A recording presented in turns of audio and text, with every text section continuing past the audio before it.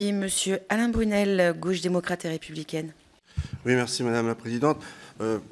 Tout d'abord, je remercie moi également les organisations qui se sont déplacées puis qui nous permettent d'échanger avec elles. En même temps, je partage tout à fait ce qui a été dit concernant la consultation et sur différents projets de loi, que ce soit au niveau de l'organisation syndicale ou au niveau des élus.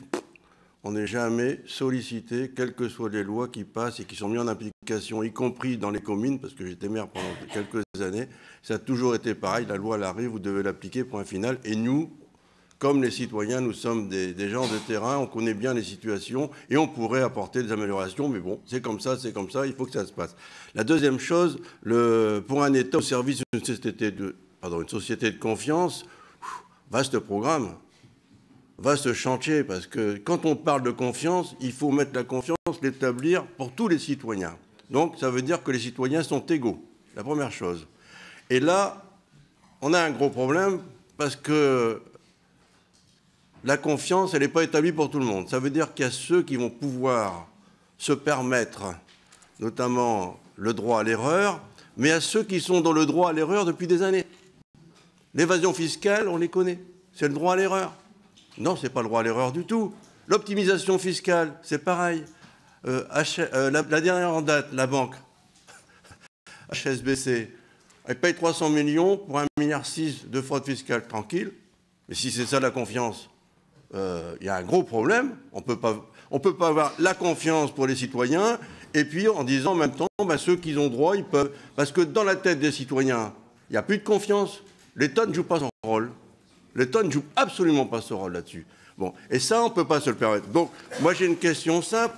C'est, au niveau de l'administration fiscale, quelles sont les limites et quels sont les moyens qu'on pourrait mettre en place pour enrayer cette évasion fiscale, optimisation fiscale, c'est la première chose. Et on pourrait débattre, mais aussi il y a le verrou de Bercy, sur lequel on a parlé depuis des années, et que le Sénat, lui, à la majorité, a voté pour le faire sauter, et puis l'Assemblée nationale n'a pas voulu le faire sauter depuis plusieurs mandats. La deuxième chose que je voudrais parler, c'est concernant la confiance, c'est aussi des relations privilégiées avec les citoyens. Et depuis un certain nombre d'années, en supprimant le personnel et en supprimant des services, on perd aussi cette relation de proximité. Un exemple. Avant, on avait des permanences dans les municipalités concernant les impôts. Information. Des permanences.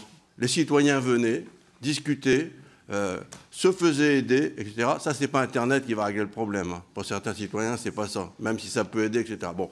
Et je pense que de plus en plus, ces relations sont de plus en plus un peu brisées, etc. Et ce qui fait qu'on a un personnel aussi qui est réduit, alors qu'on doit avoir plus de personnel, parce que la confiance, c'est ça.